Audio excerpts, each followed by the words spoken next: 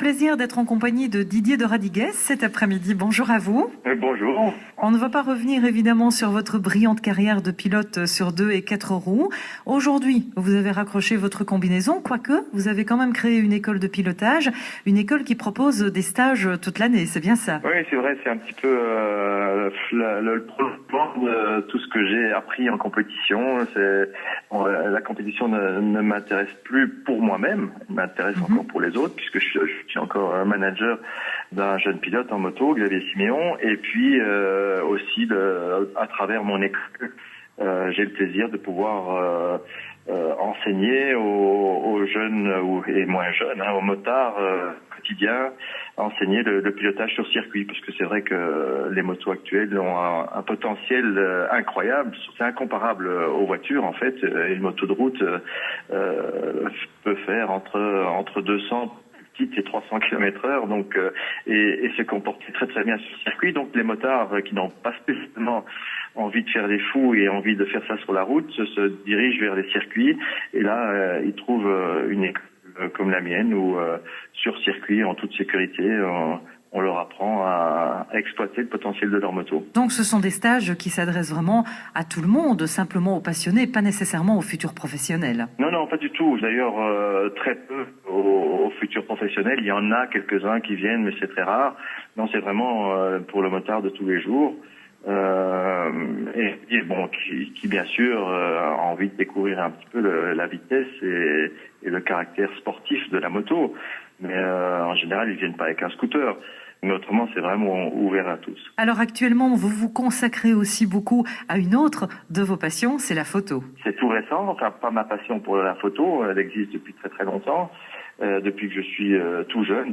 Même, j'ai toujours été attiré par la photo, j'ai toujours possédé un appareil photo.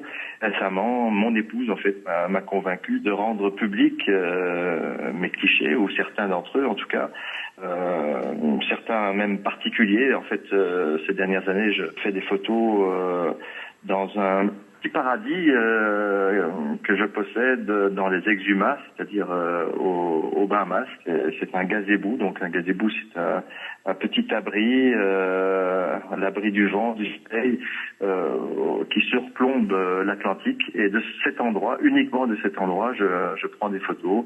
Elles sont très différentes, étonnamment. Donc mon épouse, qui les aimait bien, m'a convaincu de les rendre publics, d'abord de les présenter à un agent d'artistes et qui a vraiment beaucoup aimé, qui a exporté plutôt mes photos à New York. Et ça s'est très très bien passé. Donc maintenant je suis un vrai artiste photographe. Voilà, c'est parti. Votre travail photographique s'intitule d'ailleurs From My Gazebo, puisque vous parliez de votre gazebo il y a quelques instants. Et vous avez notamment exposé à New York il y a de cela quelques semaines. Oui, c'est ça. C'était ma première exposition. Et il y a quelques semaines, 3 semaines je pense.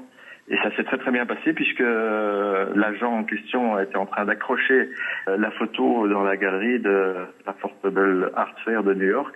Et tout de suite, quelqu'un est arrivé, un acheteur est arrivé et a acheté la photo. Donc heureusement, il a accepté qu'elle soit exposée jusqu'à la fin de l'exposition. Mais donc c'était un excellent début. C'est un peu stressant encore. On décide de se jeter à l'eau. Du coup, pardon? De se jeter à l'eau, je dis. Oui, c'est vraiment ça, de s'ouvrir. Du coup, eh bien, tout à coup, il faut que ça marche, quoi. Il faut rendre.